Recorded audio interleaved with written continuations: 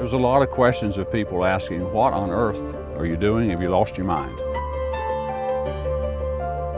Nobody knew exactly what to expect. There was a lot of concern or angst in the community about what was going to happen to Pinehurst No. 2.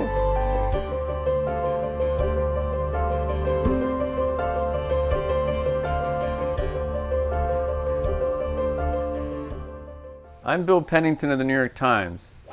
I visited the Pinehurst Resort in North Carolina, which is getting ready to welcome the world's best men and women golfers for this year's U.S. Open.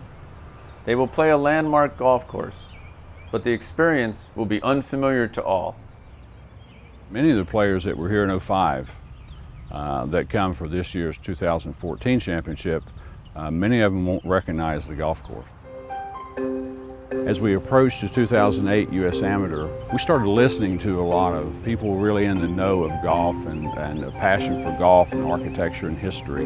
And came to realize more and more that No. 2 had changed a great deal in the 1990s and early 2000s. We had added a tremendous amount of turf, a lot of irrigation, providing what the market was demanding in golf at the time, which wasn't Pinehurst No. 2. We literally started taking sod cutters and removing the roughs. We removed close to 40 acres of turf. We had to remove the irrigation from those areas because it wasn't a natural setting if they were continuing to be watered.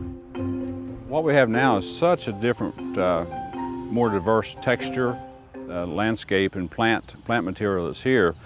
This is wiregrass. That's the only plant that we really transplanted to move onto the site.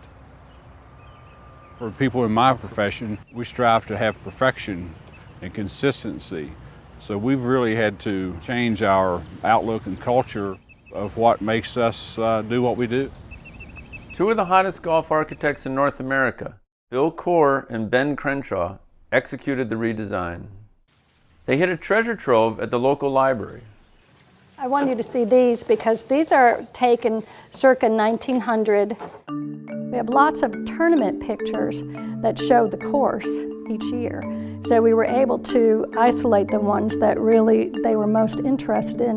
One piece of luck that Corr and Crenshaw had during the process was our proximity to Fort Bragg. During World War II, Fort Bragg did aerial photography, and that's where they got these shots where they were able to see exactly where bunkers and holes were, and they had this fabulous photography as well that showed the layout and the orientation of the holes to one another. With the sandy areas, with the natural areas, I think there is a lot more risk involved. Players are going to face a couple different challenges when they just miss the fairway. You've got a hard pan lie, and what I'd like to do is put the ball in the back of my stance and try to hit down on it. We're a couple more feet off the fairway here, and we've found ourselves in a little bit heavier sand, and so you'll have to place the golf shot a little bit farther up in your stance and kind of catch the golf ball a little bit more on the upswing. Here in the love grass, the ball is really nestled down in a risk-reward situation. I'm gonna play and try to knock it on the green. This will not be the first time America's National Golf Championship will be contested in such a raw setting. But Pinehurst, by looking to its past, may be giving golf a vision of its future.